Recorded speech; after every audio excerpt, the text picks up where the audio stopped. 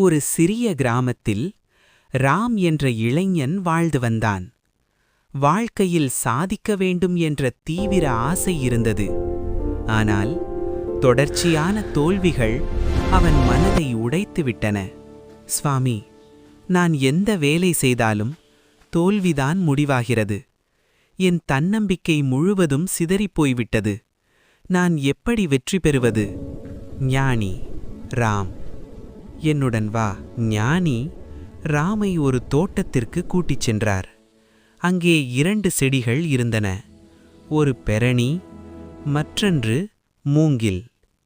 ஞானி, இந்த பெரணிச் செடி முதல் வருடத்திலேயே அழகாக வளர்ந்தது. ஆனால் இந்த மூங்கில் 1 வருடம், 2 வருடம், 3, 4 வருடங்களிலும் கூட வளரவே இல்லை. ஆனால் நான் தண்ணீர் ஊற்றுவதை நிறுத்தவில்லை. 10வது வருடத்தில் அந்த மூங்கில் சில வாரங்களில் வானத்தை தொடும் அளவிற்கு வளர்ந்தது. 5 வருடங்கள் ஏன் வளரவில்லை? 5 வருடங்களும் அது வேர்களை ஆழமாக பதித்துக் கொண்டிருந்தது. வேர்கள் பலமாக இருந்தால்தான் அவ்வளவு உயரத்தை தாங்க முடியும். ராம், உன் வாழ்க்கையும் அப்படித்தான். ஒவ்வொரு தோல்வியும் உன் வேர்களை வலுப்படுத்துகிறது. நீ தோல்வியடையவில்லை, நீ வளரத் தயாராகிக் கொண்டிருக்கிறாய். ராமுக்கு உண்மை புரிந்தது.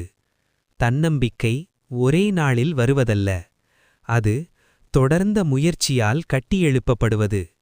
அவன் மீண்டும் தனது பயணத்தை தொடங்கினான். இந்த முறை நம்பிக்கையுடன். இறுதி நீதி: வாழ்க்கையில் தோல்விகள் முடிவல்ல, அவை நம்மை வெற்றிக்குத் தயார்படுத்தும் படிக்கட்டுகள். உங்கள் முயற்சி ஒருபோதும் வீண் போகாது.